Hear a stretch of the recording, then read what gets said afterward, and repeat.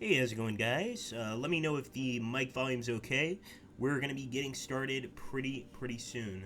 A lot to show here, so I can't wait to jump in. Little sneak peek. Oh, boom! That's enough. A nice quick sneak peek, anyway. Awesome brooding Phobos. Thanks, Musa.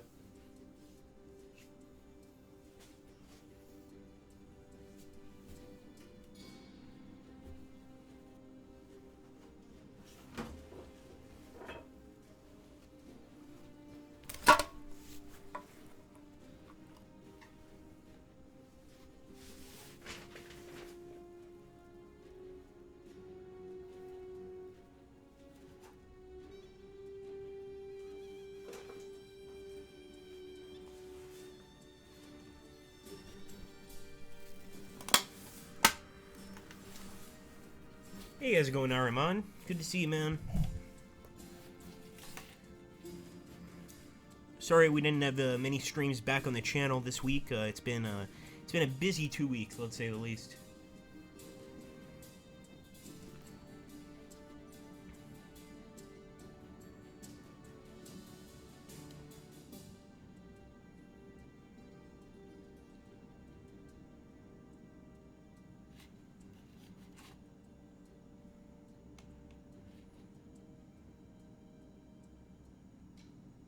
Yeah, I'm also confused, Muso. It's also a little weird. Maybe when the actual update goes up, well, I guess it already went up. People are gonna show up on time, but yeah, it's true. I mean, our last two streams got more views, at least at this time. Of course, we still have 5 minutes to go, so let's keep our fingers crossed. Echo. That is weird. Let's see.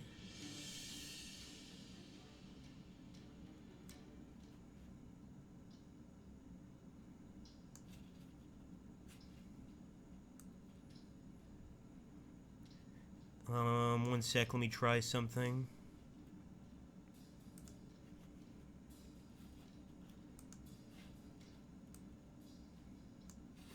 Shouldn't be echoing too much. We have everything paused. Let me make sure that I've closed these tabs. Hold on. And tell me if you guys still hear an echo or not. If anybody hears an echo, let me know. No echo on Kalania. Muso, check, make sure your stream's not playing, because I do that all the time, where I leave the stream window on, maybe on 2 different browsers, something like that. Good, good, good. Okay, awesome. So no echo. Excellent. We've got a lot of choices today also on the stream, but I'll talk about them more when we officially begin, because I think Muso's going to have his work cut out for him in terms of straw polls. There's a lot here. This is an interesting, to say the least, very interesting DLC.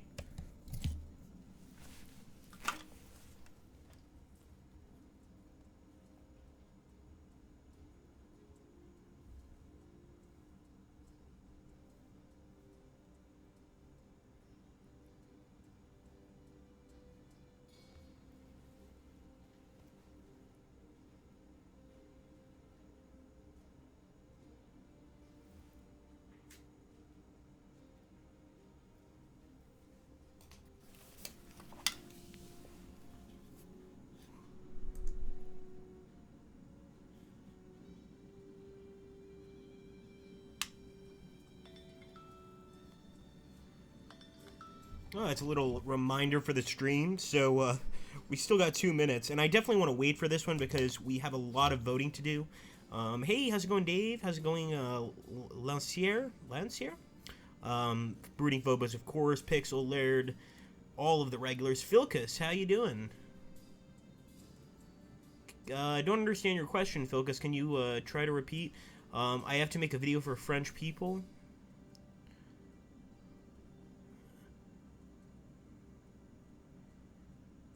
Oh yeah, this fine Monday. Ugh. I love you, Dave, but no, I don't know. If any Monday, that's fine. Although, kind of a cool fact today, guys. This is 1 year since I started working at Slytherin, officially today. So it's wow, time goes by fast. It feels like 2 months. Although I will admit, time here in Europe goes by a lot faster than it does in the States. That's just personal preference, of course. Cable Nexus, how you doing, buddy? Piddles is here. Very cool. And Kalania. Thank you, Kalania. Yeah, that's a good one, Laird. Those are the best Mondays. I think yeah, those Mondays are incredible. Of course. Although, to be honest, working at a video game company can be pretty fun. I mean, of course, it can be time-consuming as well, but it can be very, very fun. So some days don't feel like work at all. All right, guys, we are going to do the grand reveal and get started here. So, oh, hold on. Failed grand reveal. There we go. And Musa will be happy to know that I did definitely keep the new followers tab in the right place. So here we go, guys. We're going to get started, and we've got more than a few choices to make. So 48, there we go. That's more like it. Welcome, everybody. Welcome to the stream. Good to see you all. So we are, of course, going to be taking a look here, guys, at, in my opinion, just something that Field of Glory 2, despite being an awesome game, needed, and that is the Immortal Fire DLC, and I'll show you why. So first of all, we've got an Alexander the Great what-if campaign. As many of you guys know, Alexander the Great conquered much of the known world of his time period, of course, but once he got deep into Persia, he actually suffered from a fever and died. Now, I've read a few books on the subject, some that say that he was murdered by his own generals. Of course, his last words, I say them a lot on the stream, when asked by his generals who would succeed him, he said the strongest. Alexander, not the nicest guy in my eyes, because he could have easily just said, well, you can be the leader, and we would have avoided hundreds of years of bloodshed between those factions, the Seleucids, the Ptolemaics. But then again, we wouldn't have these awesome games without that. Now, we've also got a few other ones here. We've got the Seven Hills of Rome. This campaign follows the struggles of the early Roman Republic against her neighbors, the Etruscans, Sabines, Gauls, Samnites, and Campanians. And this is 340 BC, so this is really, really the early Republic. You know, we're talking about Romulus and Remus, the legends. You know, this is the beginning of Rome. And Xenophon.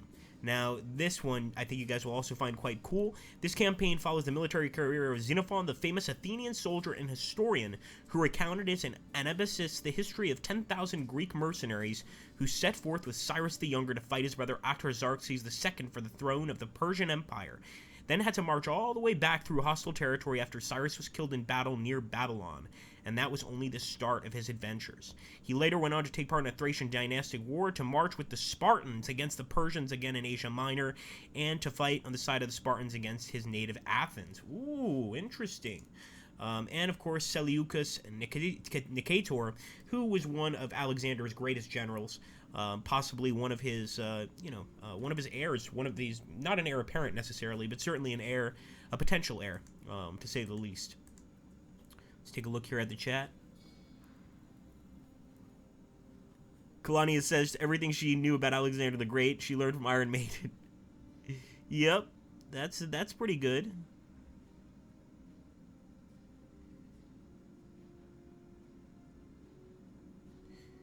Thank you, Araman. So, not really, Macedonian politics were incredibly cutthroat to the point of Scottish Highlanders.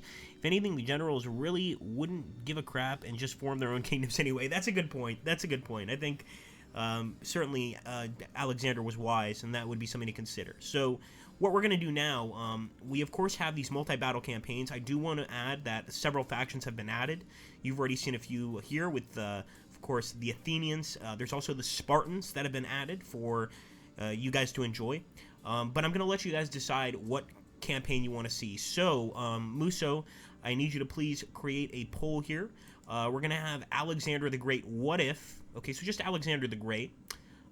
We will do... Oh, we've got Philip of Macedon, but we're going to ignore him for now. Sorry, Philip, you're great. That's the father of Alexander. So we've got Alexander the Great, okay? Seven Hills of Rome. So let's say Alexander the Great, early Rome, and Xenophon. So this one will be the Athenian one. Alexander the Great, early Rome or Xenophon. And let's make a straw poll of that and see what you guys decide, and we'll jump into the campaign. This is the first time that I've played a campaign from this particular DLC, so I'm curious to see how I'm going to do. It should be pretty interesting.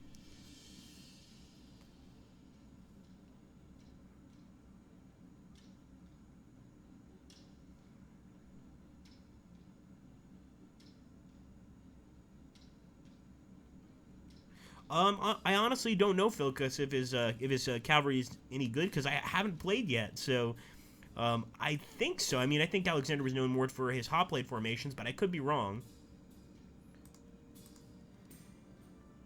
Ooh, we've got 3 votes for Xenophon. Very cool. 1 vote for Alexander. We'll give you guys about 2 minutes to do this vote, because I think this is an important one. All 3 of these campaigns are fascinating, as far as I'm concerned.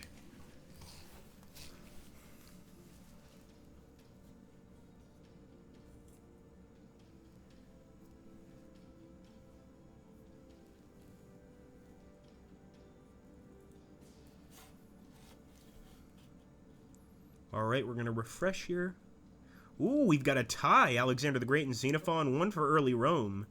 Early Rome is actually much more interesting than people give it credit for. I mean, you know, this is the formation of a bunch of hill tribes into an empire. And a republic. I mean, that's pretty advanced, I have to admit, for the time period.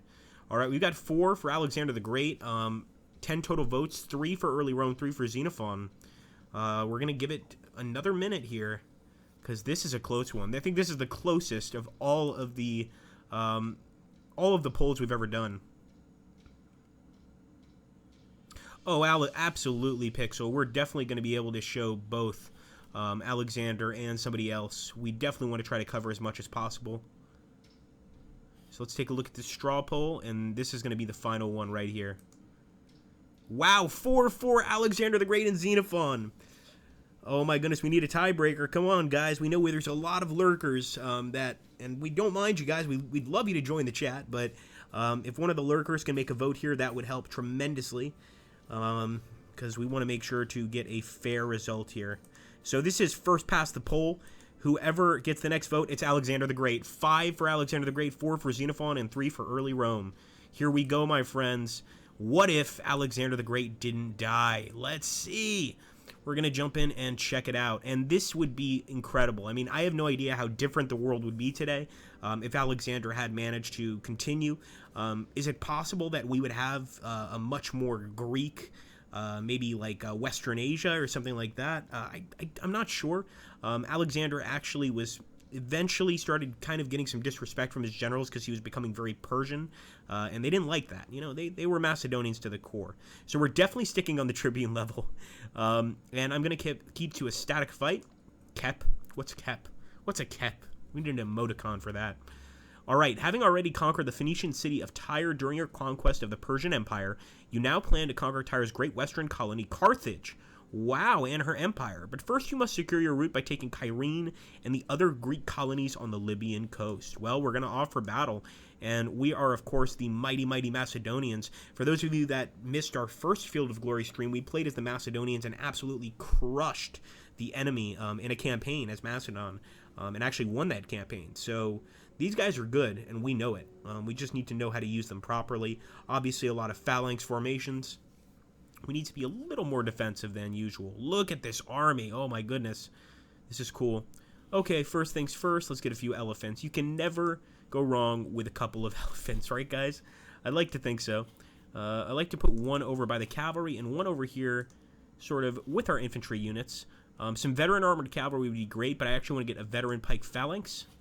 I'm going to put that right up in front. And let's get another veteran Pike Phalanx, or just a Pike Phalanx. In fact, these Pike Phalanx are pretty good. You know, 72 to actually buy them. They're certainly expensive. I mean, we'll get a closer look here at the armor they're wearing. I'm guessing a lot of that expense is not just from the training, but from the excellent, excellent armor. What else to get? We've got Citizen Hoplites, which is hilarious. I'm not going to trust them for a single second. I will get some Cretan archers. So we want to make up a few. We want to have some missile units up in front. And we probably want to have some cavalry units. Alexander certainly used cavalry. And somebody mentioned earlier, the French gentleman, that there's actually some pretty good cavalry units here. or there might be. So we're going to get some veteran armored cavalry and some Zhistopheroi. So I'm going to go ahead and put the veteran armored cavalry here, or a few of them anyway. And these two others, well, let's put another one here. We're going to make a strong attack on the right side. And maybe one over here in the woods. I like that. Let's take a look here. Maybe some more armored cavalry in the woods. If I can at least surprise them, that will make me very happy. Let's take a look here at the chat, see how everybody's liking the setup so far.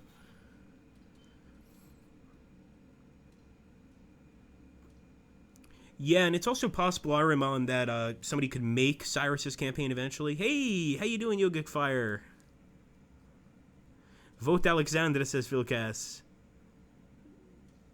Yes, absolutely, Philcast. So we're going to grab that veteran armored cavalry. Très bien.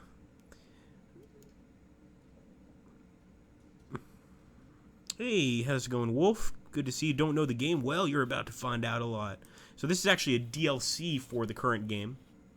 Let's grab another armored cavalry there. I think he's make a very good point.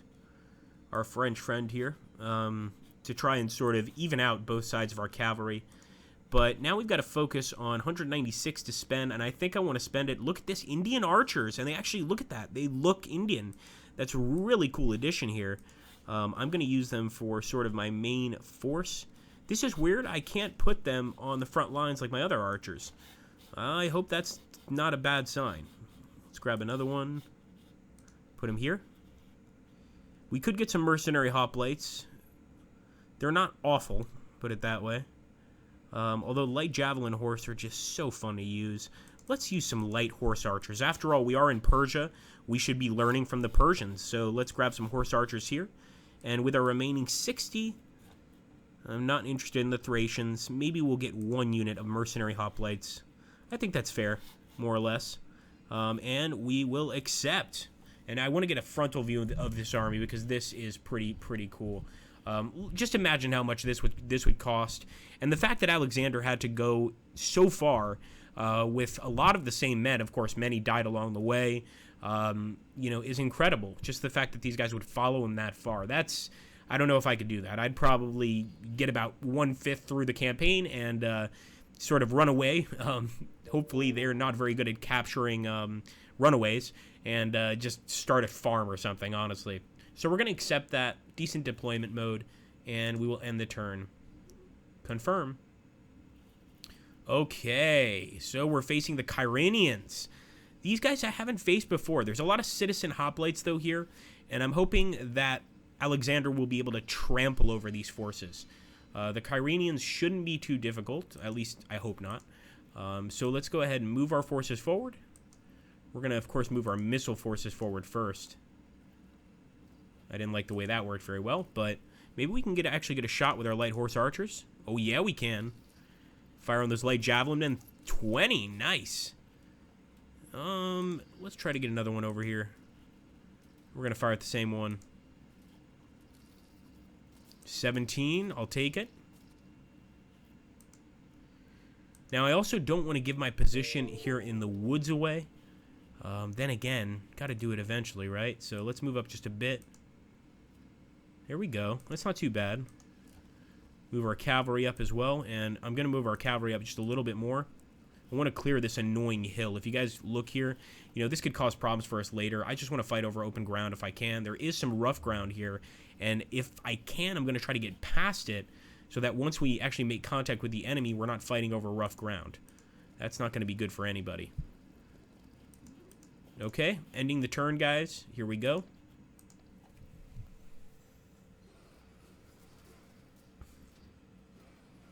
Ooh, some nice javelin throws here by the Iranians. We're going to have to make them pay for that. And they are moving their forces up. Although, once again, a lot of citizen hoplites. Looks like we've got some mercenary hoplites here. But for the most part, they are trying to use their citizenry to stop us. This would be a heck of a victory if the enemy actually managed to win.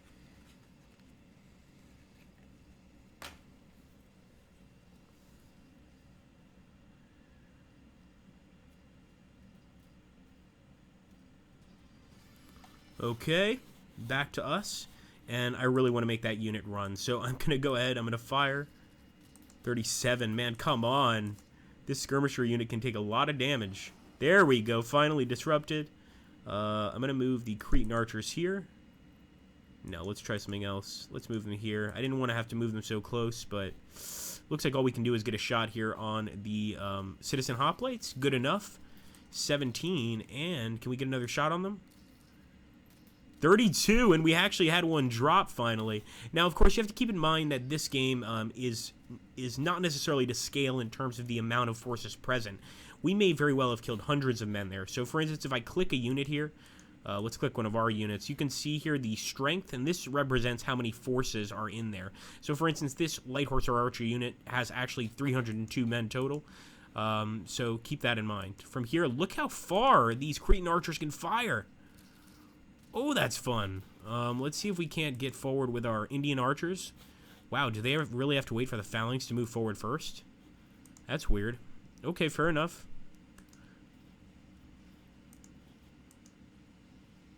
Come on, boys. For India. Move forward. Of course, India at this point is various different tribes. With some controlled by the Persians, of course. We're still moving forward here. And once again, I'm going to see if we can get really forward here. Maybe even go for a flank. That's something we haven't done in a long time. But I'm thinking with this force, it's a possibility. Alexander's force is very quick, which is probably why he was able to cover so much ground in the time he did. Despite, being hoplites, having to carry a lot of gear, they definitely move quickly.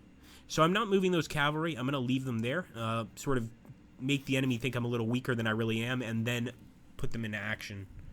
Make sure we didn't forget anybody else. Just the cavalry. All right, end the turn. Here we go.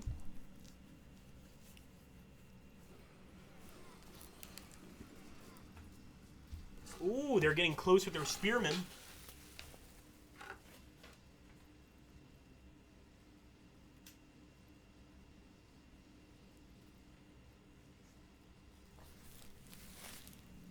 Really close to their spearmen. See, if we could actually hit them here on this angle, we would do really well. Not sure if that's a possibility, though.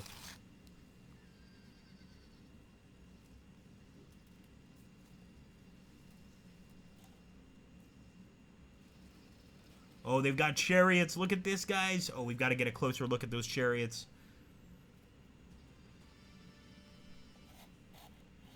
Look at that. Oh, my goodness. They almost look Roman, and not just for the red, but just the construction, the elegance. I mean, these are really well-constructed chariots, you can tell. Did not expect these guys to have heavy chariots. So we've got to do something about that, obviously. Let's keep an eye on them. Keep on moving forward. Also got to keep in mind, it's never a good idea to hit a hoplite unit with cavalry. However, if your cavalry's superior, sometimes you can, and you can get away with it. So I'm actually going to try to charge them with my elephants. 37, not bad. Let's grab this guy here. What if we charge downhill? It would be a good initial attack, but it wouldn't actually play out very well. So I'm keeping the guys here for now. Cavalry's going to have to stay pretty static. Now we could actually attack this unit, believe it or not. And that's what I'm going to do. So I've mentioned this before. If you have a unit, especially if it's a missile unit that's fragmented, it's the best time to attack. It really is. I'm going to go ahead and try to hit this guy too.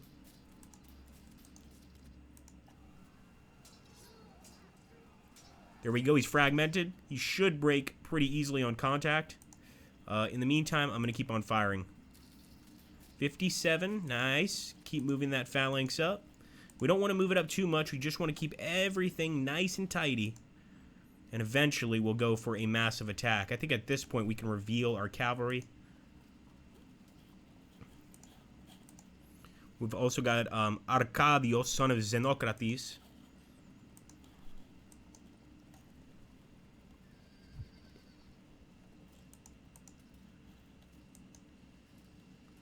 Our Indian archers, unfortunately, not really doing much, but that could change.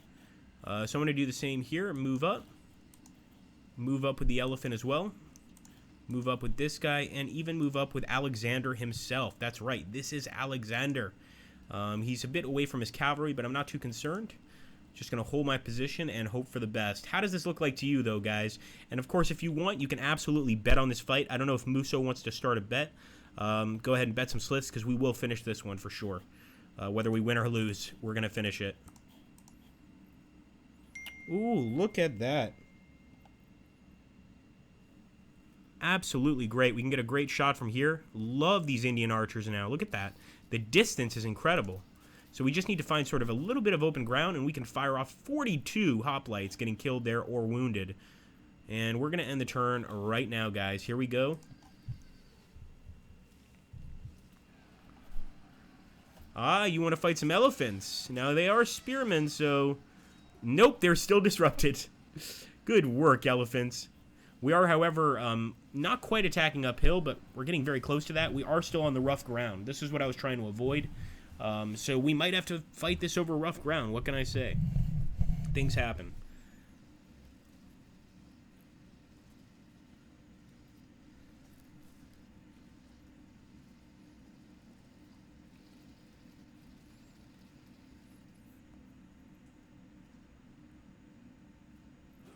Oh, they're going for an attack on Arcadios. We cannot let that go unpunished. There we go. We broke one of their units. Unfortunately, our cavalry are going to go straight into the melee. And they actually managed to disrupt our elephants. No, no, no. Unacceptable. We must immediately act. But I don't know what we can really do. We could get a lucky shot on the enemy general. That's always fun. But I think what I'm going to do is actually get this archer out of here so that the soldiers can get in and do the work. And actually, Alexander here, he's not going to be able to save the elephants either, unfortunately. We definitely want to get this archer back. Yeah, we've got ourselves into a bit of a difficult position, let's put it that way. Okay, I'm going to get this guy over here.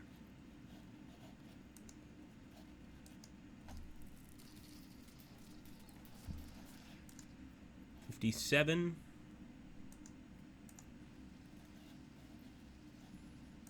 go ahead and go for a hit with the elephant here. 8% only. Okay, so I'm taking Apollodorus, one of our other generals here, and I'm charging. Come on, boys. Phalanx formation.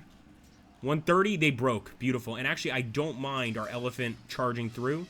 It's exactly what we want him to do. Is look at that. We just disrupted an enemy hoplite unit. Let's see if we can go ahead and charge in here with our Pike Phalanx against the citizen hoplites.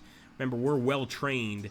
These guys have not fought hardly any battles. They did hold firm, I gotta give them that, but trust me, they're not in a good position. Now here I'd like to engage in combat with the enemy. This is what I'm going for. Pretty even. Maybe we move in with our cavalry. 25. This is really a big risk, but we're going for it, guys. 62. They held firm. No! We can't have that.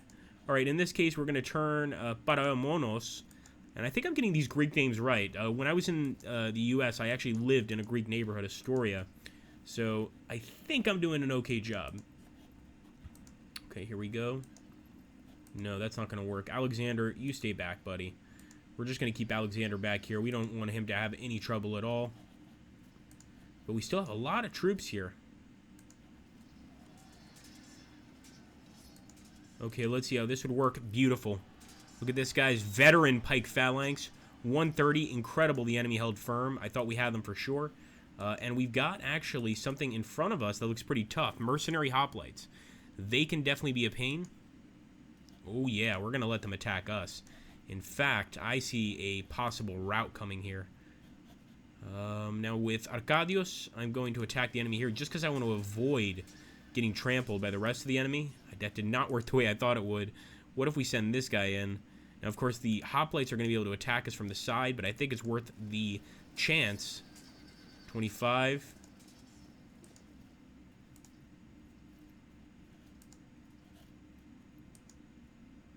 Okay, actually, we can do okay here. Let's charge. Nice, 117. We've disrupted the enemy there. They've been pushed back. Unbelievable. Can we charge here? Yes, we can. And this is truly a pike battle. I love these pike battles. They look so pretty. I'm sure in the actual Pike Phalanx, it was terrifying. It was anything but pretty. But when in this game, just the way it looks, the way it's represented is great. I mean, when you see that line of pikes stretching out, trying to stab each other, it really shows the nastiness of a fight like this. Nope. Alexander, you can't do much here, my friend. Sorry. Now, these guys could possibly do something. Might as well bring them a little closer to the battle. And yeah, look at that. They can get a shot on the slingers. Yes. How much do you like that, slingers? Okay, we're going to end the turn here. Take a look at the chat.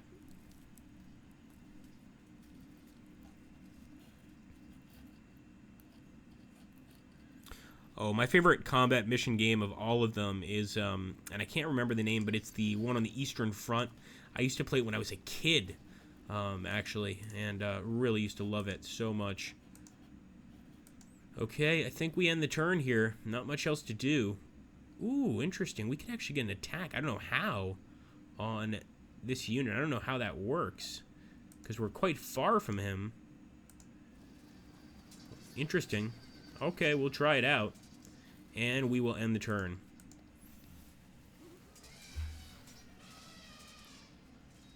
And unfortunately, our elephant broke. Definitely the worst unit we could lose, except for Alexander himself, of course. Got some enemy units dispersing. They're going for a flank attack right on the general. I kind of expected that, but I was hoping we could beat this unit first before it occurred. Welcome aboard. Thank you for joining.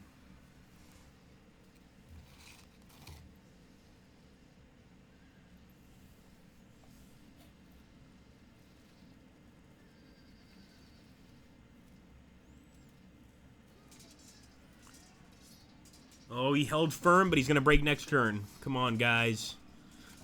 The enemy held firm, but as you can see, if these units break, it's going to cause such an extreme disruption in the lines because there's so many units behind them. And, of course, if a unit breaks, the units around them have to do a morale check. So if we can break these guys this turn, it's going to hurt. Unfortunately, we just had a general fallen. I hope it wasn't Alexander. It may have been. We'll have to find out. Now, Alexander will be essentially, how can I put this? His wounds will be treated and he'll be here at the end of the match, no matter what happens. See if the elephant can break through here. Come on, elephant. Wow. These citizen hoplites do not want to give up their fair city. Now, finally, one of them fell. They're fragmented. I think even a light javelin horse units might be able to outrun them. Nope. Not quite. What about an attack here? Oh, yeah. Veteran Pike Phalanx. 72, enemies fragmented. Let's break up this party. Here we go, they've broken, and look at that, we've disrupted some enemy units. Of course, we are starting to attack uphill here. We have to be very, very careful. Attack, boys.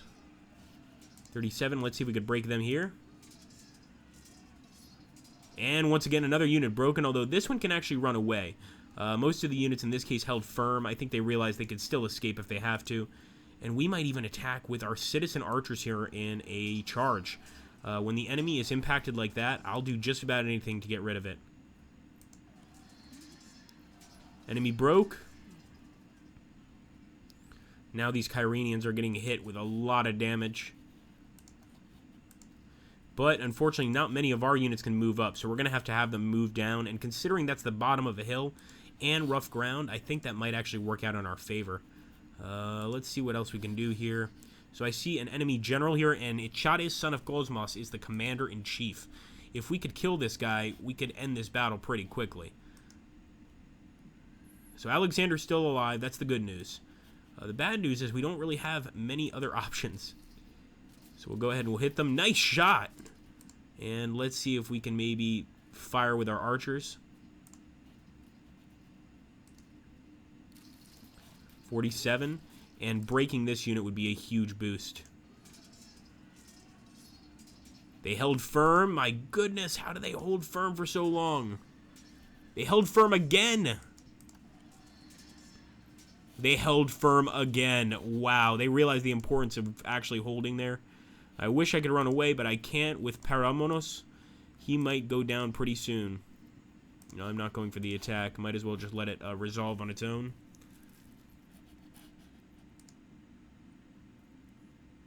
We could send in Alexander on a charge here. Ooh, I don't know if it's a good idea. We're going to do it. Let's go. He's Alexander. He's got to take risks occasionally. And, of course, ooh, I forgot about these guys. We've got actual cavalry here. So what I'm going to do with them is sort of just let the enemy know I'm here. I see, actually, I didn't realize that. I see that there's a slinger unit, but I don't really want to chase it. So I think I'm going to try to chase these guys. I feel like we're back where we started. We kind of moved that guy around, but it really didn't make much of a difference.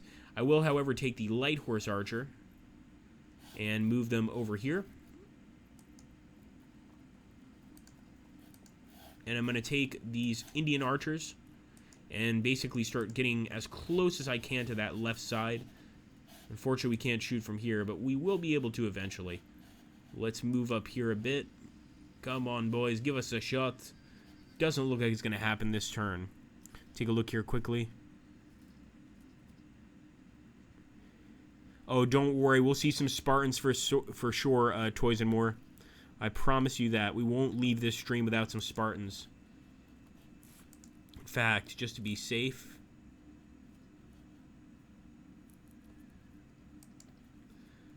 There we go. Alright, we're ending the turn, guys. We should either have major wins this time or major losses. That's not always the case. Usually, you know if it's going to be kind of, you know, give and take. But in this fight, it's a serious one. The enemy can flank attack us here. We've got a lot of units here that aren't able to move, but we've also got a lot of dead enemy units. So let's end the turn and hope for the best. Come on, boys. 35. Oh, this guy is in trouble. I feel like Paramonos is going to fall pretty soon. Run, Kyrenians, before the might of Macedon. Alright, flank attack. That's what I was worried about. That's why it was so important that we broke that unit. Flank attack on our elephant. My goodness. Very sneaky. And as you can see, I told you things were going to get interesting. And look at this. They've got more hoplites in the woods. I knew they were going to have something. And sure enough, Peromonos was killed by the chariot there. Unless it was one of the enemy generals on the chariot. We'll have to see and take a look really quick. And we finally broke the enemy unit there. Beautiful. Most of the enemy held firm. But that should change sooner rather than later. No, our general is still alive. So that was probably one of the enemy generals on the chariot there. And I could tell the general is still alive because we still got the emblem of the general there. So that was one of the enemy generals that was just killed. Beautiful. Let's also get an impact charge there on the enemy. And maybe we can fragment them this turn. Let's see. I'm going to try to fragment them with the mercenary hoplites. Sure enough, the enemy broke. And now we've got mercenary hoplites attacking chariots. That seems to work out pretty well most of the time. And, of course, Paramonos is still alive. Oh, come on, Paramonos. Fight your way out of this, man. You've got to save your own skin on this one. It's not looking so good over here on the right, is it, boys and girls? Well, there's other things we can do. So, for instance, maybe getting a shot over on the enemy here. Why not? We've got to try and harass the enemy as much as possible. We'll get another shot here. 47, that's more like it. And Alexander here is actually having a little bit of trouble to defeat this enemy. Move up here with our light horse archers, and let's get a shot on the chariots. And downhill with a chariot. I mean, that's got to be some tremendous damage on anybody in the chariot. Almost acts like a sort of target, the back of the chariot specifically. Let's see what we can do. 57.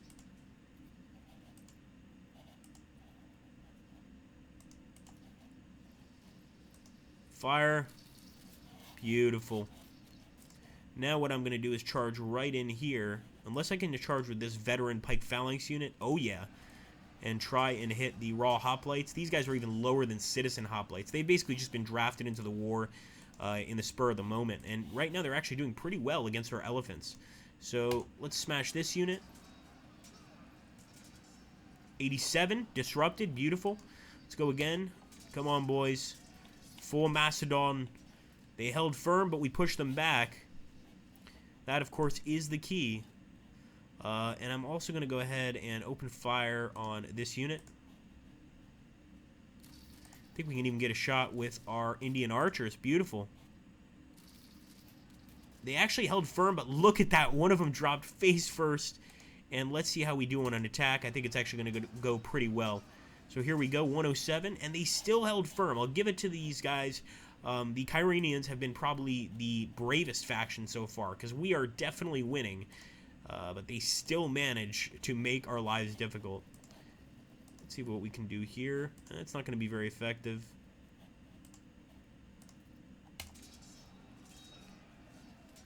As you can also see, guys, the enemy flag is sort of tattered. This is when a unit retreats but returns to battle, or a unit loses morale but sort of regains it. As you can see, these citizen hoplites are down from 1,210 men to 755. So they're definitely, they haven't had the greatest experience in the world, to put it mildly. What I am going to try to do is get these men to turn around. No, let's stop that, because what we'll do is do this instead. This way, if the enemy turns to face us, we can smash him with this enemy. In fact, we could smash this enemy right now, but since they're looking at us, they would actually get a pretty good attack, to be honest.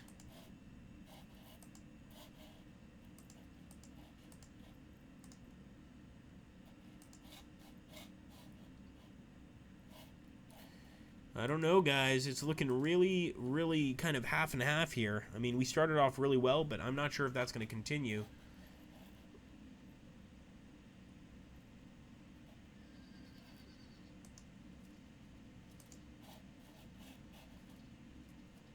Here's what I'm going to do. Let's confuse the enemy.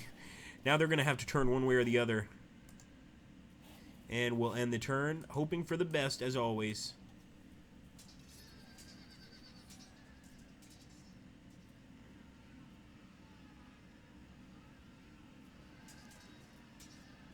Come on, Alexander. Oh, they actually managed to attack our cavalry here.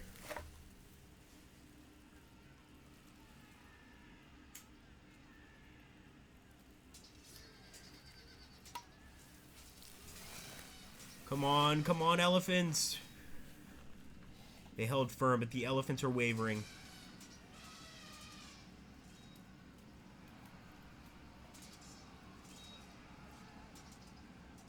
Oh, yeah, they managed to break that unit. So that's what happens sometimes, you know, even though your hoplites are doing great and moving into enemy territory, they push a little bit too far, they get stuck behind enemy lines, and they're destroyed. So very unfortunate that that occurred, but it's one of the consequences of battle, my friends.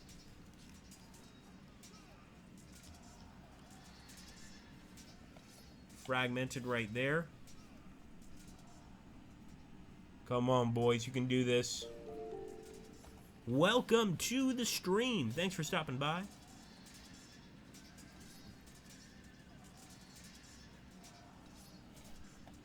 And they actually forced our cavalry unit to fall back. I'm glad they didn't break it, but their chariot is still holding strong. Now, why can't our elephant do the same? Come on.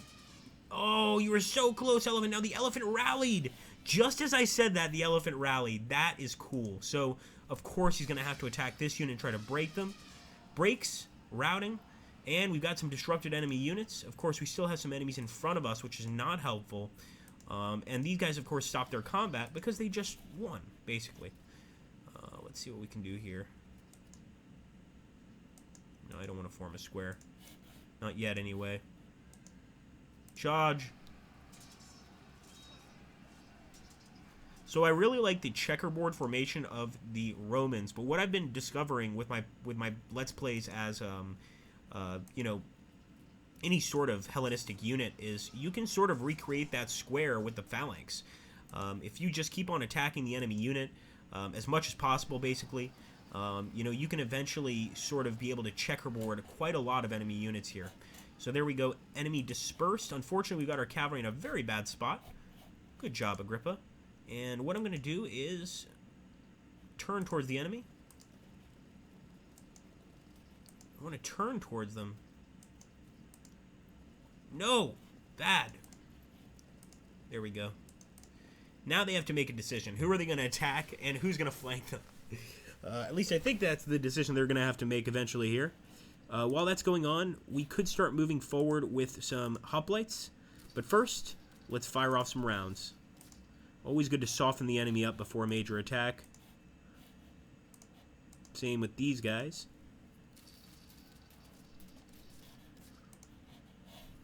And we could hit some running units, but doesn't seem very honorable. Let's move this way. Now this is where we really need to destroy this chariot. Come on, men. Downhill against a chariot. You can do it.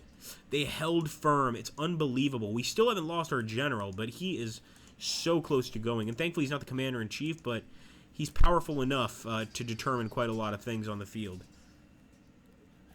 Okay.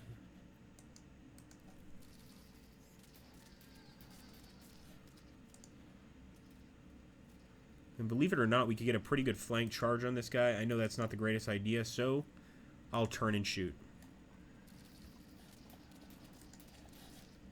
Every shot counts, boys and girls.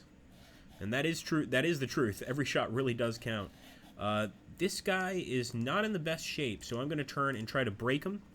I don't think we can with just light javelin horse units, but every single attack counts in this game. And the turn.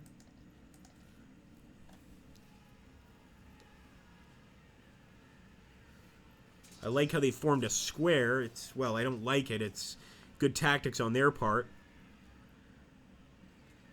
Run! That's right, Iranians. Oh, come on, General, hold firm. Okay, that General fell back without dying. That's kind of good. But they're doing a lot of damage to our elephants again. And like I think I put just a little bit too much importance on the elephants. They have their uses, but not always. You know, it also really depends on the battlefield. If it's a flat battlefield, they're incredible. Against barbarian units, i.e. non-phalanx units, they're also very, very good because it's hard to stop them. But against another phalanx army, it's tough to, how can I put this, to get the upper hand. There we go, disrupted, nice. Get him, get him. Finally, we fragmented the chariots.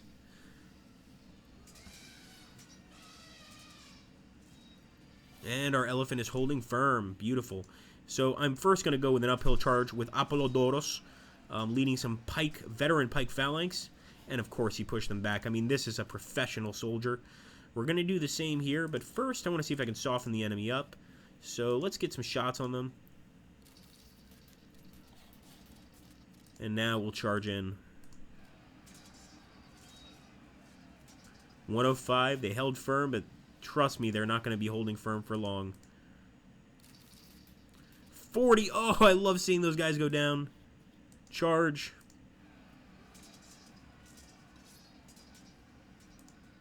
And, of course, the reserves.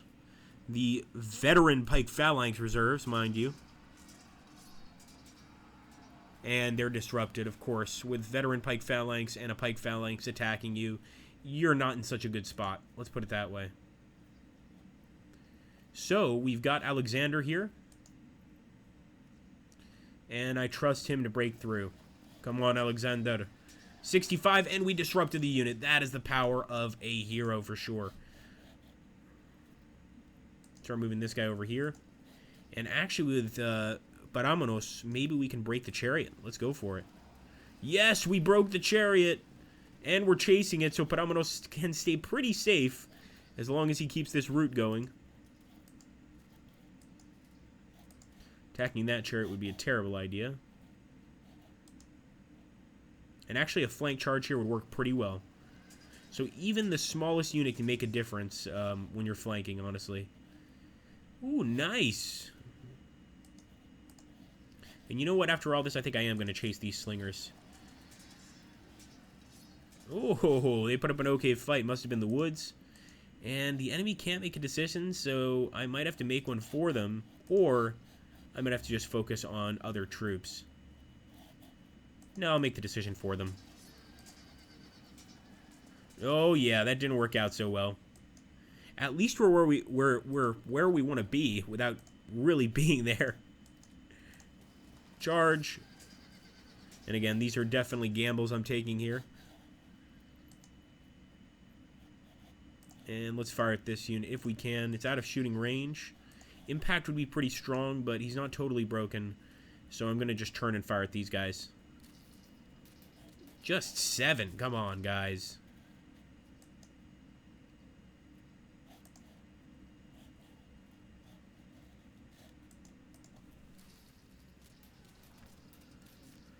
That's more like it. 35 is a much more acceptable number.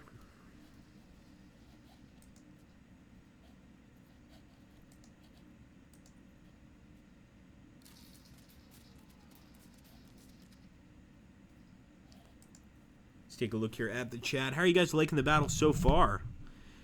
Dave's usually saying, damn, should have bet all. Yeah, can't wait to see the AI playing as Alexander. Somebody mentioned that is going to be really cool.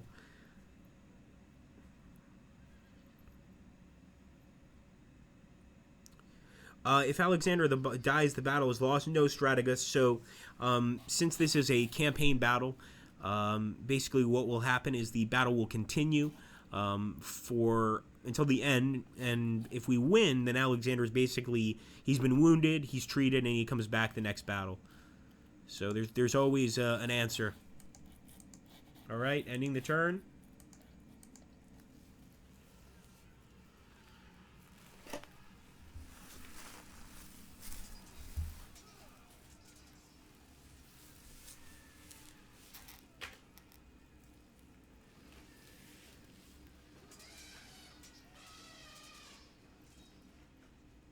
Glad our elephant is still holding firm against all of those unfortunate pikes.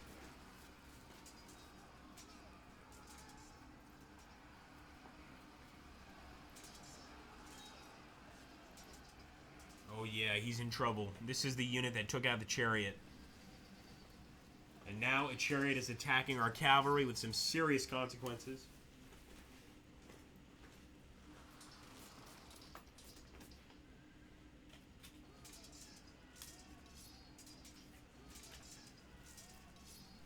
There we go, fragmenting the unit up on the hill. But a lot of the enemy holding firm. That's going to be a break. Beautiful. A lot of the enemy holding firm, but some fragmenting. Maybe enough for us to break them. Oh, no, don't disperse. Our cavalry, our elephants, really. They are cavalry, but they just dispersed. And there we go. The enemy has lost heart. You are victorious. We win, guys. Enjoy your winnings, number one. We can claim this as a glorious victory. So, as you can see, 3,332 enemy killed, 4,152 wounded, 7,627 new slaves to teach, of course, Macedonian children, or work very hard labor. We lost 382 men, 285 cavalry, total 672 killed, 1,370 wounded. Unfortunately, we did lose 5 elephants and 2 captured deserted. I have no idea what the story of these 2 guys are, but I hope they go on to write some sort of text. So yeah, the difference is 672 versus 3,522. I'd say that's pretty much 100% on in our favor. You successfully achieved the victory conditions for the previous stage of the campaign. The Macedonian army lost 2,057 men, 8%. Akradios, son of Xenocrates, was lightly wounded, but has returned to command. Great. So we actually got our general back.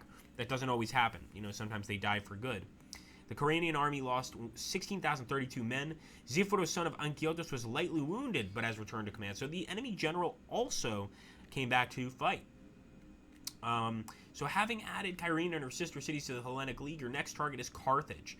The question is whether to levy troops from Greek cities of Libya or to await a new draft of reinforcements from home. So guys, we need a straw poll. I hope Muso's here. Number one, Kyrenians, we call in our allies, or we wait reinforcements from home. So reinforcements or Iranians. Let's see if we can get a straw poll going for that.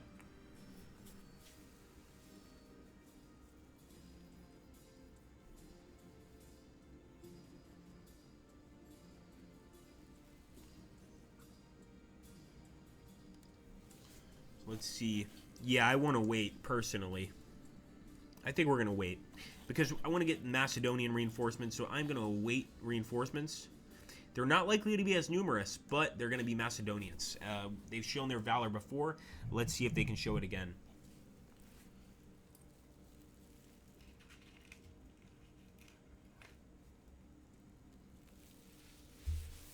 Okay, this is a smaller, really much smaller battle. And we've experienced this before. Actually, no, it's not a smaller battle. We just, most of our armies are already here from the previous battle, so we just have to choose new units. Definitely got to get some more elephants. I still haven't learned my lesson. Let's put one over here. Put the cavalry here.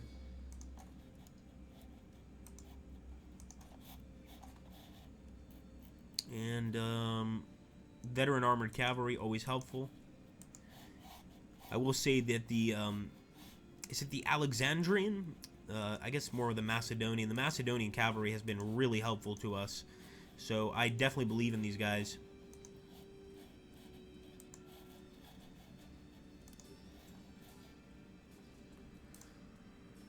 No, not citizen hoplites. Alright, so we can actually get a few veteran Pike Phalanxes going. Beautiful. Where am I going to put these guys?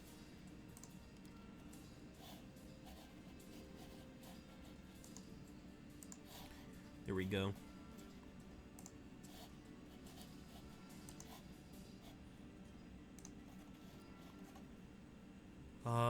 Veteran armored cavalry, we have enough of those. We could get another armored cavalry unit, or a Gestofore unit, actually. These are very effective. So let's grab one of these. And I'm going to put him on the right side. And now let's get some Cretan archers. These guys were great to begin with. They can be great again. And the Indian archers, even though we're going to have to somehow push them forward, we're going to set them up as well. And just some regular archers, why not? So once again, I still don't understand why the Indian archers can't be up front. But we'll accept it. And we can add one more general to a unit in our army. Click on the unit you want to add a general to, and click the Add General icon. No. I want to get a veteran Pike Phalanx. That one's led by Alexander. Let's add a general here. And that's Isokrates, son of Lykurgos. Very nice. Okay, and turn. Who are we facing? Oh, some more mercenary hoplites. Wow, this is a nice little battle here. And Italian foot units even. Wow, look at the size of the enemy army here, guys. They definitely outnumber us without a doubt. But can we win the day? Well, before we decide that, I'm going to go ahead and save the Alexandrian campaign. Because plenty of you guys were asking to see the Spartans, and I don't want to run out of time. So I'm going to go ahead and put Alexander here, so we can come back to it. We're probably not going to be able to come back to this campaign as many of you would like, because this is a beta version. This is actually a tester's version of what is to come. So I'm not sure if the save will transfer over, but if it does, that would be pretty fun. So let's go ahead and get out of here for now. We're going to head to the main menu.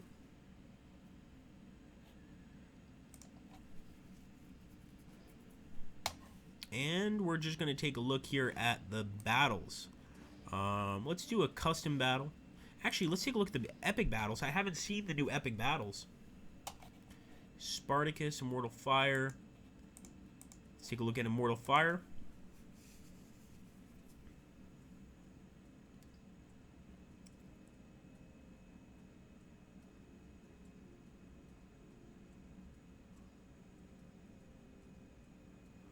Oh, wow. This is definitely different, guys. Look at this. We've got the Battle of Marathon. Greeks against Persians. I mean, this is pretty cool. We definitely might try the Battle of Marathon here. Following the conquest of Lydia, the Persians went on to conquer the Babylonian Empire in Egypt, thus creating the largest empire the world had yet seen, stretching from India to the borders of Greece. Between 499 and 493 BC, the Ionian Greek cities of Asia Minor revolted against their Persian masters, receiving help from Athens and mainland Greece. Well, basically, we need to defeat the Persians. Pretty straightforward. So we're going to go ahead. The Persians have landed in the Bay of Marathon, and we are, of course, going to try to stop them. We've got our Spartans here as well, so let's jump in and see what happens.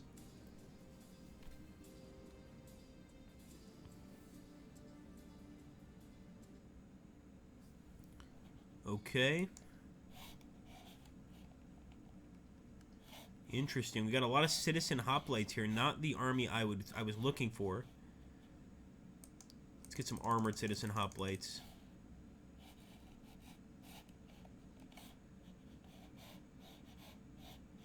Wow, look at that. Okay, except if we still have affordable units, we'll go ahead and grab an armored citizen hoplite shallow.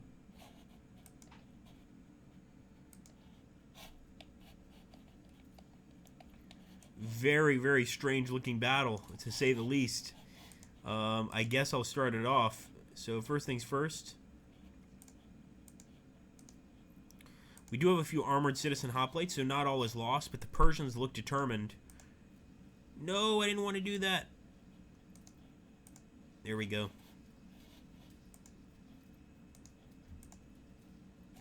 Wow. Okay, let's just take a look here at these Persians.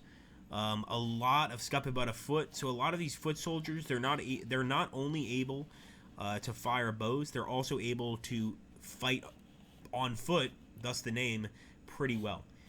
So let's see if we're forgetting anything. I don't think we are. We'll end the turn. They're moving forward. They're not afraid.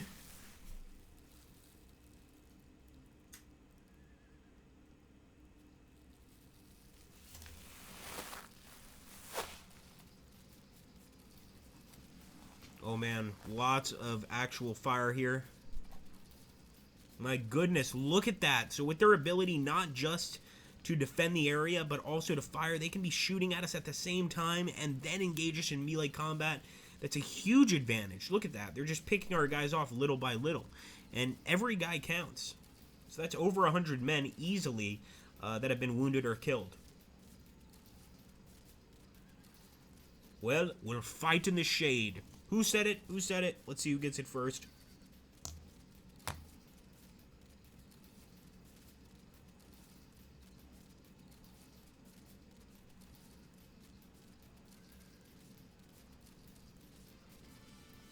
Okay, it's our turn. Let's see what we can do. Not much, I presume. Take that. And this. And we'll start moving forward with the armored citizen hoplites. All we can do is try to close ranks. Whether they're better or worse than us, we can't just stay back here and keep getting shot by arrows. So we're moving forward. And as you can see, a lot of these citizen hoplite units look pretty cool. We're going to get a close-up shot here to show you guys the kind of sort of armor they're wearing. They've got that classical Greek helmet. And definitely a group of many different men. I'm sure that the modders are going to have so much fun with this new DLC. Because obviously you could maybe represent each and every Greek city-state as, you know, it wasn't just Athens fighting or Sparta fighting. It was generally a mix of many fighting either against each other or together against the Persians, or sometimes for the Persians against other Greek states. So there's that divide and conquer. The Persians were pretty good at that. But look at how many men we have. And I'll take a look here at the chat in a second, see if you guys are liking this one so far. This is, of course, a big battle, but I don't know how entertaining it's going to be. So let me know in the comments down below what you think.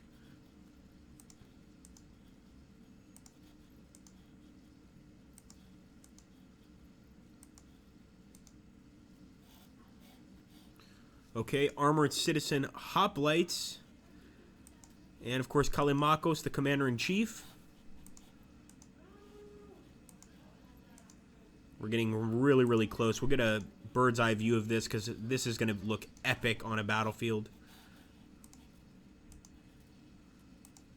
Why, hello.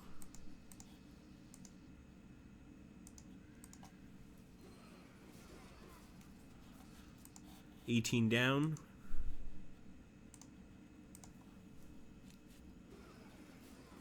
All right, let's take a look here.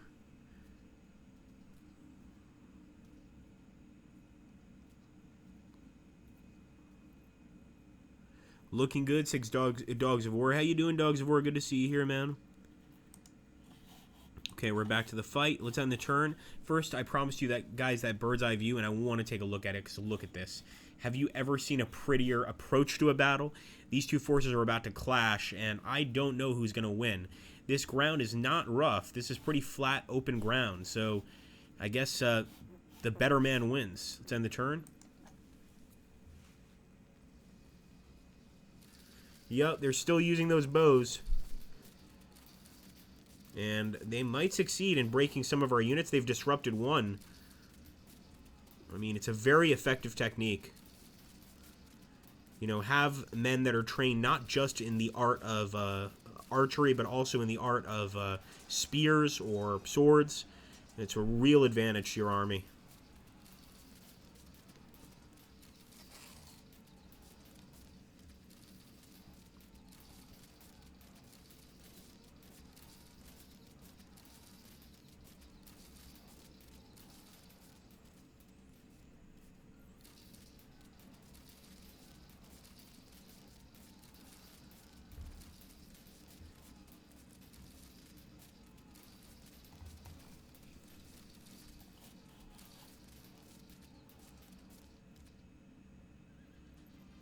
Okay, it's our turn.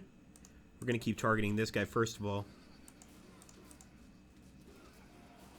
Disrupted. Now, we could break off and, well, probably just chase this guy endlessly.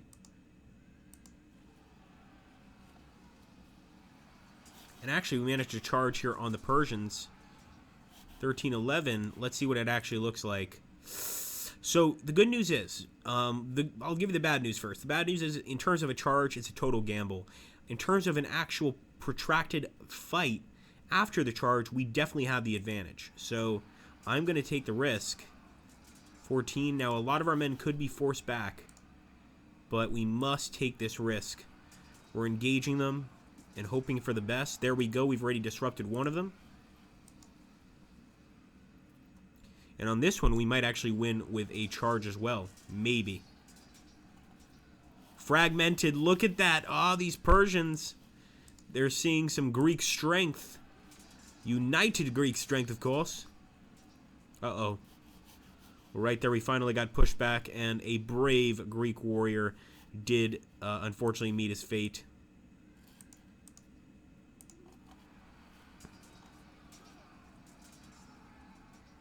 Once again, pushed back. Well, general against general. Let's go for Callimachos, the commander-in-chief. Hope that he can break the enemy here. If not, we are in serious trouble. There we go. Get it. Get stuck in, boys. Get stuck in, as they say.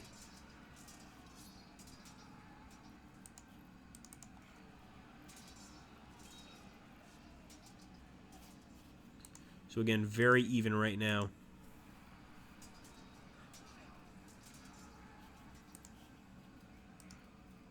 That would not be in our favor, so I'm not going to attack that unit, but I'll attack this guy.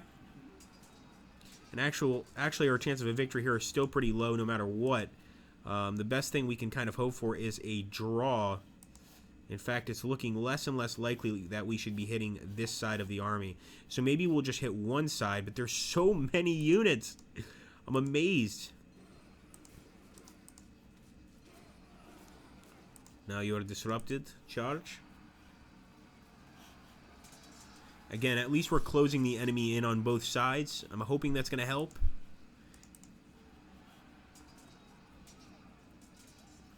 Come on, boys. In the areas where I think we can win, I will move forward. In the areas I think we are not in a position to win, I'll probably just keep our forces back. And that might backfire on us, because you want to try to keep a phalanx together. So if I'm not going to attack, what I might do is just move our forces up one tile and just wait for the enemy to attack us. Charge.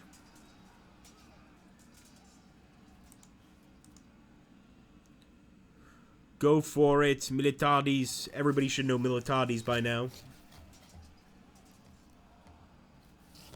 And sure enough, managing to push the enemy general back. That is disgraceful for Artaphanes. He's just a sub-general, but still, nobody wants to have something like that happen during a battle.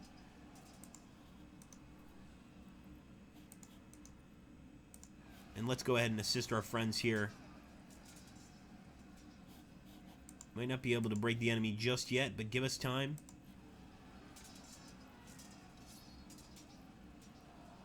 And unfortunately, we're the ones that got fragmented in that battle.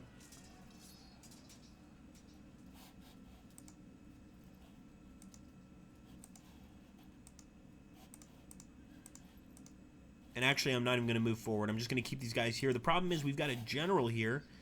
Themistocles. He's our sub-general. So he's pretty important. Yeah, I think I'm going to have to help these guys. Themistocles has to come out on top. Let's just hope that the Persians aren't going to turn around and charge us. So just to stop that, I will move my men forward. The reason I'm doing this is so that the enemy can't flank attack our general. I don't think he can, but he might still be able to. And we'll move this unit up as well. Guys, this is a huge fight. Huge, huge, huge fight. It's really going to come down to the very last second. End the turn.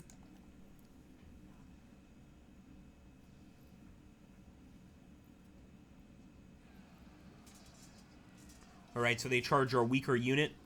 Totally makes sense. They disrupted some of our units, the ones that were standing their ground, with basically just archer fire. And actually, we had some of our missile units run away. Come on, boys.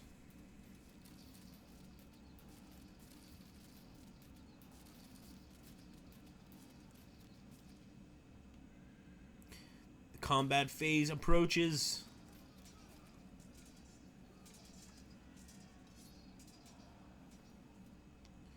Nice. Pushing the enemy back here.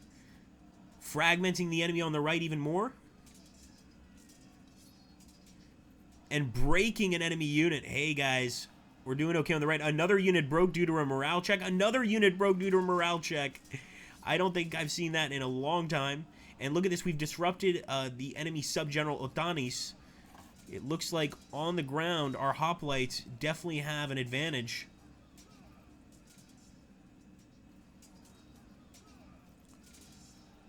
This is Autoland Persians. Unfortunately, they pushed us back here. That's okay.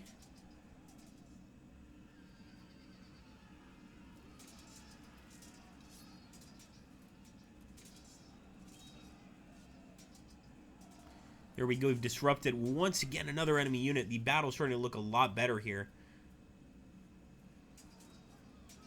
Star General against theirs. 15-12. Pretty even fight. And here we should have done better, but the enemy managed to push us back. Come on, boys. Hold your ground. We just need you to hold our ground. Hold your ground while we roll up on the right side. Nice. Disrupted. The power of the mighty, mighty Greeks shall crush this Persian horde. Oh, I thought we had him. Oh, they auto-broke. They just lost way too many men. It looks like there's only 119 men out of 247 there. Let's see if we can break the enemy completely here. Not quite.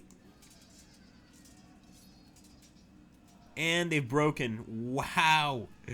So the enemy did hold firm, but it just goes to show you sort of how we're doing a lot better in this close combat fight. We just have the superiority of training, of formation, really. Had we stayed there and waited for them, they could have just shot us down. So it was very important for us in this battle, especially to be as aggressive as possible. And I'm glad we were. Now let's take the glorious Militares and try to kill Artaphanes. Come on, Militares. He's fragmented. He's fragmented.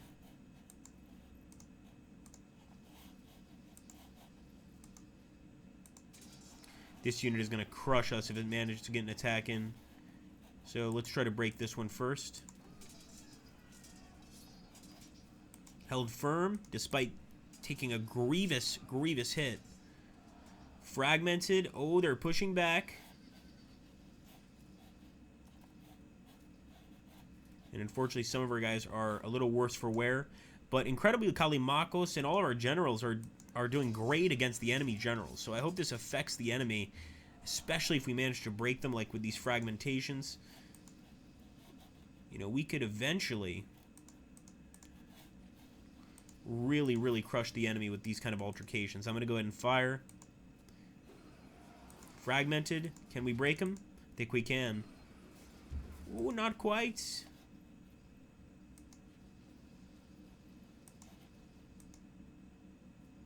I know there's no point in charging because all they're going to do is turn around and run away, essentially.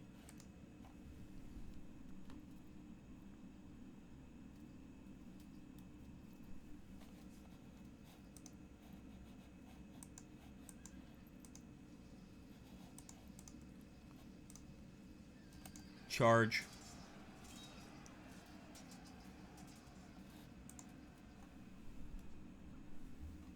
This unit, I'm definitely not going to charge.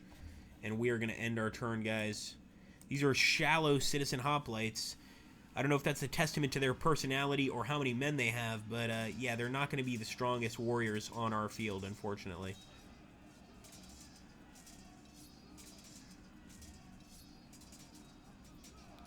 Ah, they finally broke. Luckily, these guys passed the morale check, and luckily we didn't have a lot of units around that unit to begin with. Oh, they're going for the charge.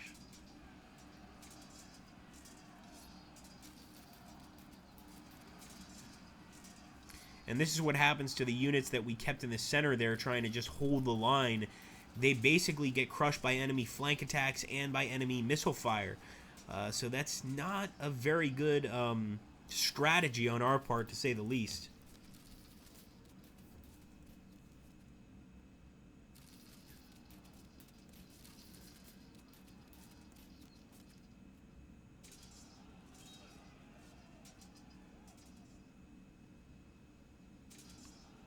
Come on, get the general. Yes, we broke the enemy general. I don't think we killed him, but we broke him. That's pretty important. Fortunately, we're having some disruptions along the lines too. The Persians are getting that battle courage, and you can see they're disrupting quite a few of our units. Fragmenting some.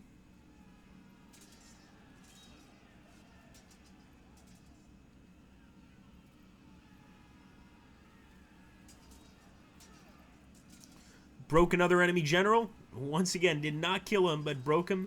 And in the same time, we also disrupted an enemy unit. And did we break the third? We broke the third enemy general. So now we've broken their commander-in-chief. I don't know how they managed to stick together, but they're going to fragment a lot faster now. 38 fragmented. That's what I like to see. Back to us, boys and girls. Let's break these stragglers. Boom, they're gone. Get lost. Now, the enemy held firm here, but they're going to be very weakened. And once again, disrupted the enemy. What did I tell you guys? They were going to be weakened, sure enough. Now, let's see if our armored citizen hoplites here can finally get rid of these guys. Broken. Once again, the Persians are fleeing. And this unit is disrupted, which is going to give us just a much better attack. 12, and we can charge with Militaris. We're going to get a flank attack here, guys. This one should crush them completely. The mighty General Militaris, and the enemy unit broke, of course. You can't stand against a general like that and hope to survive.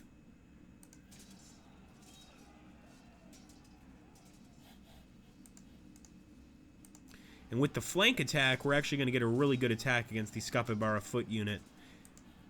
We might even be able to get a pretty good attack with these guys, although there's not many units in these armored citizen brigades. They might be able to make a change. The problem, the biggest problem, is over here. This is where we're going to lose some men for sure. Yeah, there's no doubt about it.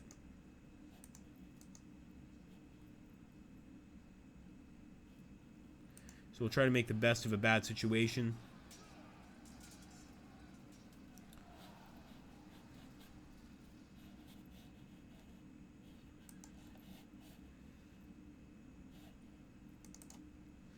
turn towards the enemy. So now Callimachus, and actually it's Callimachus, sorry, that's our commander-in-chief, not Militadis, even though he's a great general. He's going to have to turn back and try to get some flank attacks on the enemy, but look how quickly the enemy's fragmenting. So that's a sign of good times. Another thing that's a sign of good times is we've got a bunch of hoplite units on the march.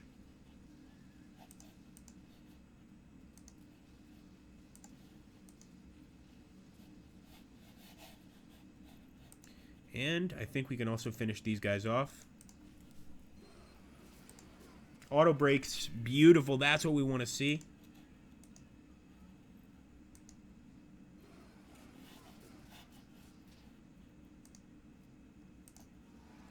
Charge. Hold out till next turn, boys.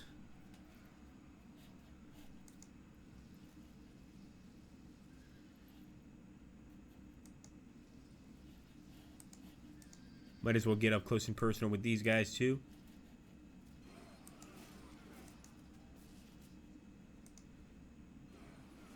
And they held firm. I'm amazed. I am amazed. We're playing on a pretty easy difficulty. Yeah, I think Muso's right. Since this was my first time sort of playing around with this particular DLC, I wanted to keep it pretty fair.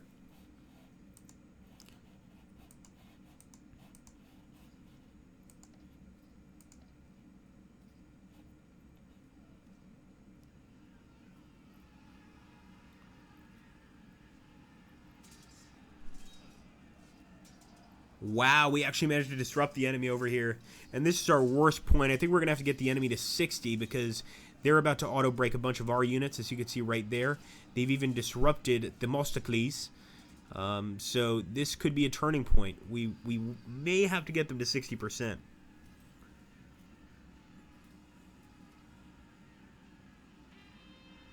Oh, we've got some enemy units rallying. We can't have that.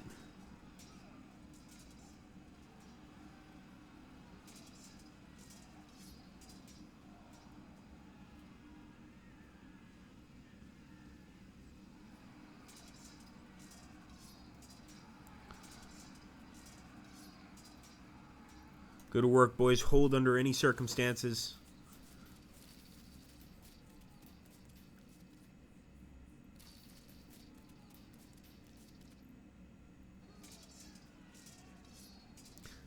Nice. Disrupted him with a flank attack. We should be able to break these guys. Sure enough, we broke that unit.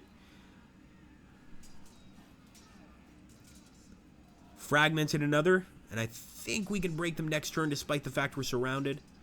But they managed to break one of ours. Once again, this is why I think 60% is going to have to be. Look at that. 3 breaks. They got an excellent morale boost against us. So, yeah, I think 60% is going to be the magical number.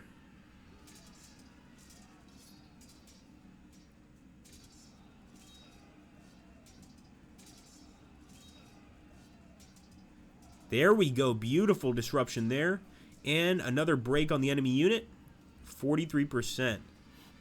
Man, they do not let up, do they, these Persians? Well, let's keep up the fire.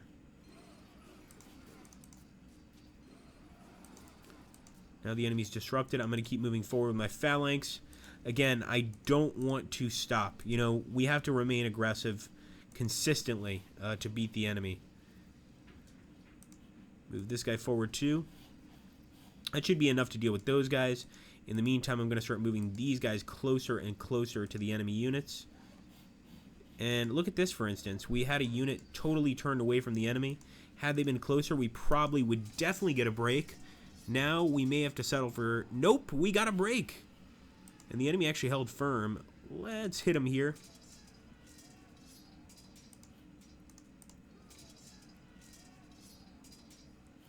They're going to break eventually, if not just due to a lack of numbers here. And I'm going to move this guy back because even if he runs, it's safer than the position he's in right now. Let's see if we could break this unit, the Spadabada foot. That was a very lucky break considering we were basically surrounded. And we can actually charge in with Callimachus, the commander-in-chief. Save your men. And actually, they managed to fight us back. Wow. a little surprising to say the least. Flank charge. That was a definite impact hit, and they're going to break. See, at this point, I can basically call it. Once I see them sort of pause for a second, it's like, yeah, we should run. This would be a good time to head back home. So as you can see now, the battle looks very different. We're sending in all of these units to basically mop up the remaining Persians if we can. But the Persians have this central line that's very strong. And I'm not sure what exactly we can do about that. Now, we can try and knock out these archers, which, believe it or not, would make a huge difference. We have so little left to get them to that magical 60% number. End turn.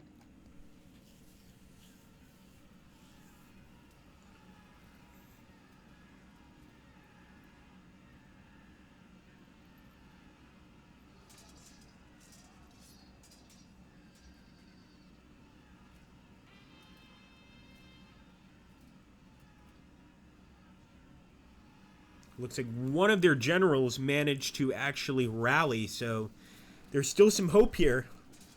But this is definitely one of the bloodiest battles we've had, and one of the most nail-biting, because I just can't say who's going to win.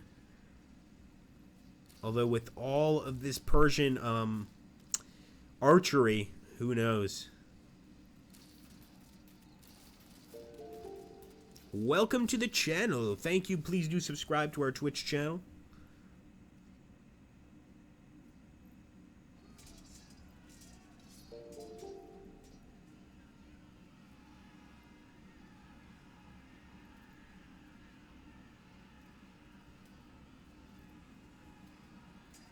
Come on, boys. The enemy has lost heart. We are victorious. That's what I was looking for. So we could wish to accept victory gracefully and let the enemy withdraw without further bloodshed. Or, of course, you know, you can go ahead and run the enemy down. I will say honor is satisfied. What's done is done. And it was a glorious victory. So, once again, the Persians, 1,186 killed.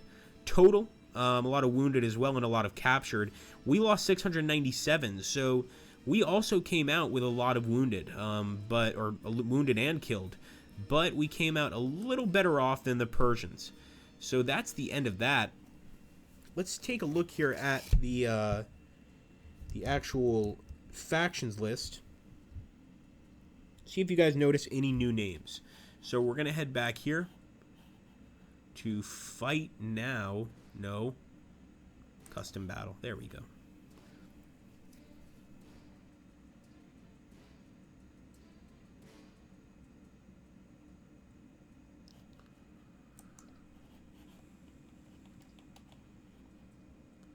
So you can see all the Achaemenid Persians. Look at that. Just a ton of different army lists there. I believe the Antigonids are new. They could have been there for a while, though.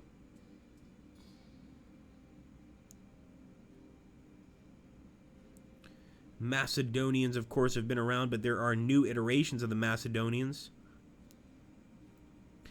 New iterations of the Romans as well.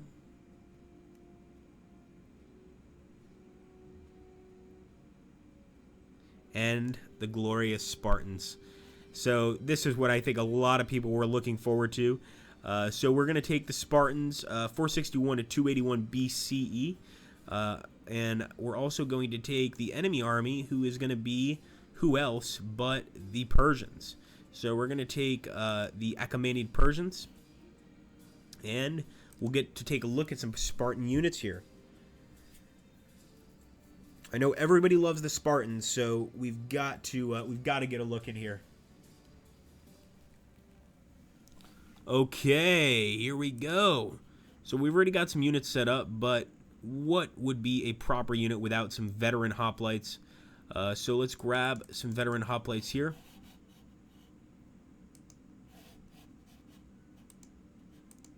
The glorious Spartan army.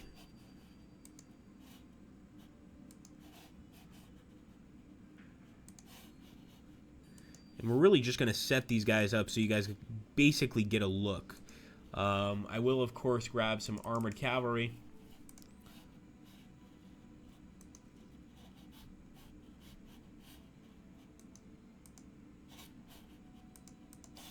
Want to make sure they're well hidden by the woods.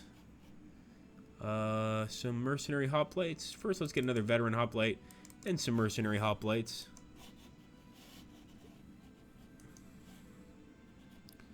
So I'm really just trying to make the most majestic looking army. This is much more for presentation's sake. And some light javelin horse, of course. Did not mean to make that rhyme, but it is what it is.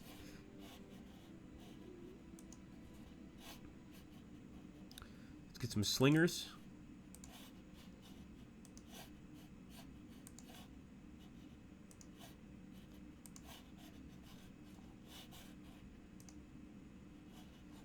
And some good old Cretan archers. We know these guys have served us very well. Obviously, with a Spartan army like this, you're probably going to want to have a fair amount of missile units. You definitely want to get some horse units if you can afford them. And top it all off with some mercenary hoplites. I'm also going to get some regular archers here, so I'm going deep with missile attacks. And I think this is a much more defensive army. If the enemy attacks, we pepper them with arrows, we pull back, and we let our main men do the work. Now look at this. What else could we purchase? Citizen hoplites. Ew. Irregular foot, even worse. This is possibly the worst unit you can get. So let's fill it up with light javelin men. I mean, you know, they're actually very useful. Being able to pepper the enemy. We broke a few units in the last battle with our light javelin men. So I can trust these guys. I consider them pretty trustworthy. Moving forward, there we go. Good work, boys. And we will accept. Okay, so we can add 2 more generals. I'll add them to my veteran hoplites here. And to the veteran hoplites over here.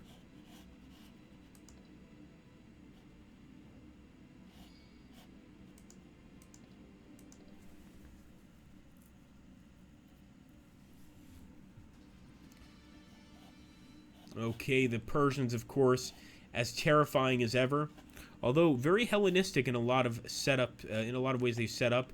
And when we look at the Spartans, we can of course see the Spartans here looking pretty vicious. Now this might actually be, believe it or not, not the correct Spartan army I've chosen here, because I've seen some screenshots of some much more Spartan-looking warriors. Here we go. We've got some right here as an example, but there are definitely more Spartan-looking warriors without a doubt. We may have taken I guess, the more modern version of the Spartan army. But we definitely have those, sort of the helmets that you saw with the Athenians. The Spartans have those as well. So we're starting off with a very base Spartan army here. But let's end the turn and get started. So I can just imagine the number of different fights I'm going to want to have with friends between different Greek city-states. I know there's always that consistent debate against who is better, Spartan or Athens. And now you can actually resolve that debate with your buddies. So keep that in mind. And I think what we'll do as we're getting close to the end of this stream, we'll pop out and we'll actually take a look at some more of the campaigns. There were a few we did not look at, and we definitely want to get a closer look. Just some excellent additions to the game. Take care, Arminius.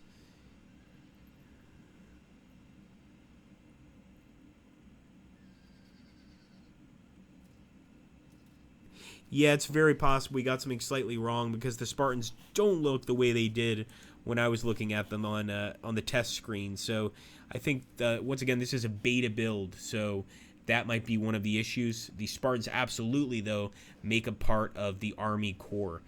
So we'll jump into campaigns here. And Seven Hills of Rome, once again, this is one that I really have to highly recommend. I mean, this allows you to play as Rome from its very early iterations. Philip of Macedon, I believe this is actually one of the mods I downloaded. I'm almost certain it is. Seleucus Nicator.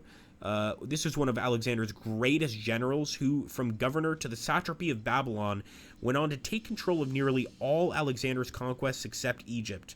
He was on the verge of invading Europe to conquer Macedon and Greece when he was assassinated by Ptolemy's son, Ptolemy Cariunus.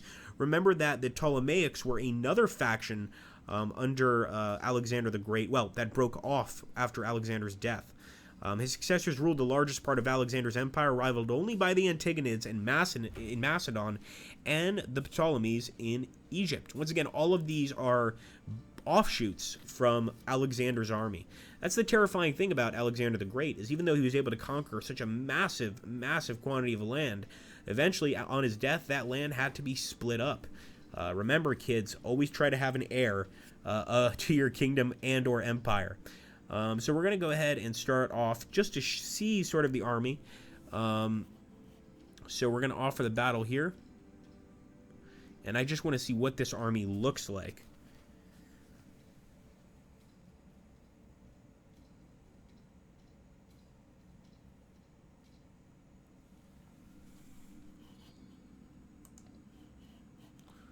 Okay, elephants. You guys know I love my elephants.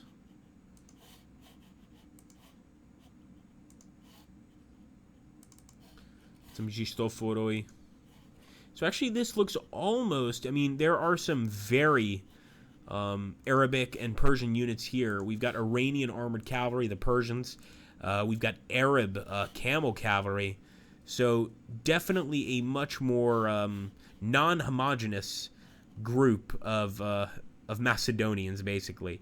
In fact, it's hard to even call them Macedonians at this point. You know, this is a very specific group here. Let's get some veteran Pike Phalanx. As you can see, this army doesn't seem to focus as much on the Pike Phalanx. We do have a few Pike Phalanx units, but not nearly as many as we did when we were playing as Alexander. So this army is much more focused on maybe a cavalry approach. Obviously, we've got the good old Cretan archers. Maybe not a totally cavalry approach. The phalanx is still important, but cavalry definitely plays a role in this kind of army. I'll even take the heavy artillery, pop them back here. And, of course, some more Iranian armored cavalry. You can never get enough of these guys. Just excellent. When we look at those stats, superior armored, light spear swordsman, action point 16. You want these guys in your army if you can afford them. And some nomad light horse archers. Always good to pepper the enemy with tremendous amounts of light horse fire. And we'll also take... No, we've taken all the Cretan archers. Let's take some Eastern archers. I don't know how they compare against the Cretans, but we've seen them perform with the Persians, so I can trust these guys. So we're fighting the Medians. This is another new faction. I don't know much about the Medians. Almost nothing at all. But I'm guessing it's another one of the factions that broke away from Alexander's empire. Maybe one of the smaller ones. I mean, just there were so many that broke away. We know mostly about the Ptolemaics, the Seleucids, the Antigonids, a whole bevy of them, really. But we don't know about every single one. I mean, there were a lot of sub-factions, etc. We got off to a really rough start, to be honest. But that's okay. I mean, we have so much time to reassemble this army the way we see fit. And so let's see the movement of the enemy here. I'm actually hoping they will try to attack us, especially since if you look at the terrain here, this is like a hill going down inwards into a sort of gully. If they could hit us here, they could massacre us. But if they stay on top of that really big hill up there, they could also just wait for us to arrive and massacre us that way. Either way, this is a tough fight. I'm going to end the turn.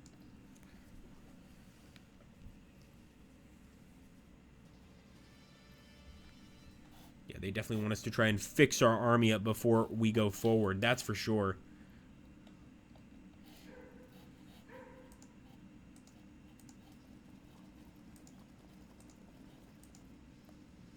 That's more like it.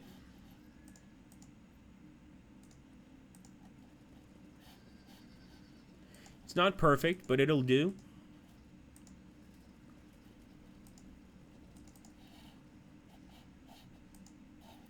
And let's see, are we close enough? No, and this is cool. I'm not sure if this was in, this came before the DLC, but before you couldn't see how far you could fire. You could just eventually spot a unit that was in range, but now you can actually see the range of your heavier artillery. This is very helpful and also helps to sort of create, how can I put this, well, a new strategy, essentially.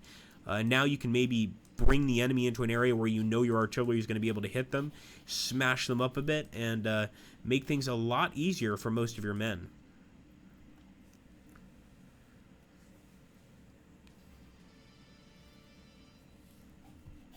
Okay. Alright, guys, let's go to the main menu again.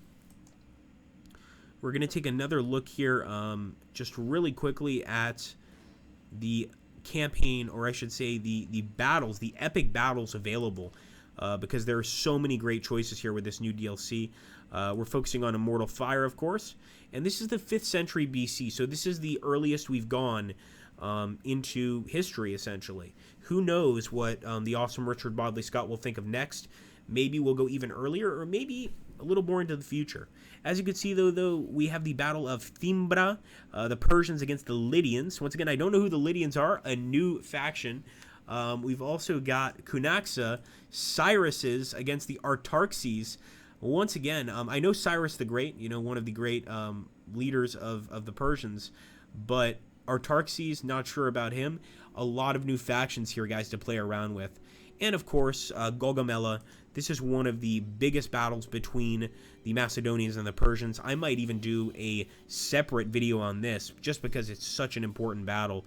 Issos, and, of course, Guidonea. We've actually played this before, but it was a mod, and a pretty fun one at that. And Raphia, the Ptolemaics against the Seleucids. Possibly one of the most interesting fights, the Arab Seleucids and the Egyptian/Greek Ptolemaics. Probably one of the most interesting fights you could have. Of course, you can pick either side. You could play as the Seleucids. You could play as the Ptolemaics. So really, any side here, Persians, etc. It's totally up to you, whoever you want to try to win as. Of course, we've shown you the army list, and suffice it to say, this is going to really also bring some more flavor, not only to the modding community, but also to the multiplayer community of the game, because you're going to have a lot more choices, and some of these choices could be even more fair. Once again, I've given you guys the idea of trying to maybe create a sort of inner Greek rivalry. Try to face the city-states, the Greek city-states off against each other, and try to face the Alexandrian factions off against each other. You're going to get some really, really cool battles if you do that. Thank you so much, Araman. So, Medians were Iranians who largely managed to maintain their independence even in the face of the Seleucids. Wow. They like cavalry and archers just like almost every Iranian people of the time. Yeah, no, but it's very true. Yeah, absolutely. We could take a quick look here at the Persians. Absolutely. So let's jump in here. We'll just go into battles. Custom battle.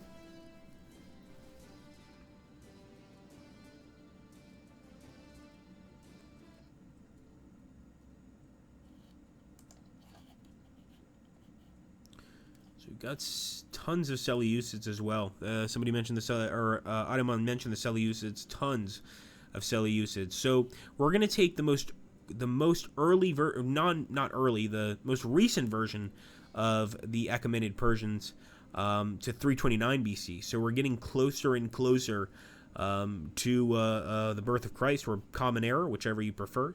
And we're gonna go ahead and just take potluck for our enemies, because I want to just take a look here at the Persian army. Many could argue, especially there's all sorts of disagreements in the historical community about, were the Greeks really fighting for freedom? Because, honestly, democracy or no democracy, and really democracy was mainly in Athens, not in many other Greek city-states, but the Greeks, compared with the Persians, maybe were not as kind to their people. The Persians had a lot more rights. They were pretty open in terms of accepting other cultures into their society. And it definitely looks like, and it makes sense, the Persians are almost entirely cavalry-based. Look at this.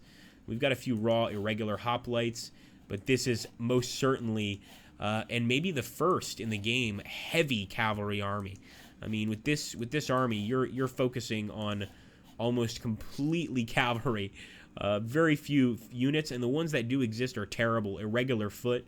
These are no good. We do have some scythe chariots as well.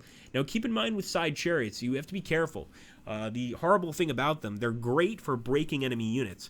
But if you don't manage to break an enemy unit with your scythe chariot, you're in for a mess. Essentially speaking, you're not going to be able to move, and your unit will automatically break. So just not a good setup there. But as you can see, I'm trying to set up these Persians so they look nice and cool. Very horse-centric, as mentioned by Ataman earlier, with some missile units thrown in, of course.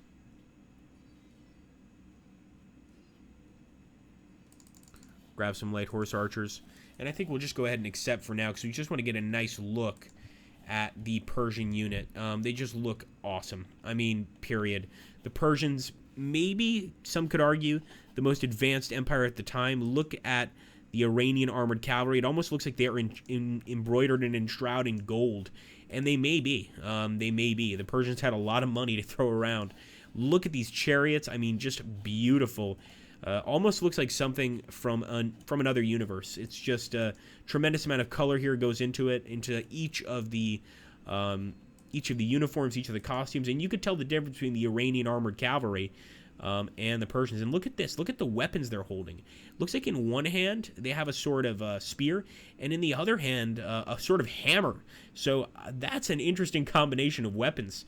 A spear and a hammer. You spear the enemy, then hammer him in the helmet, I'm guessing is the way that works. Overall, this looks like a ferocious force.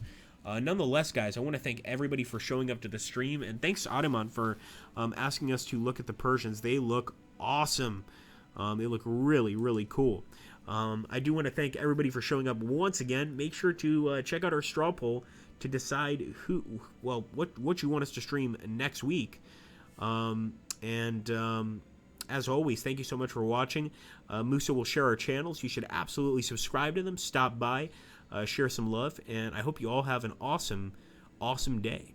Take care, guys. Thanks for stopping by for Immortal Fire. I hope to see you on the ancient battlefield.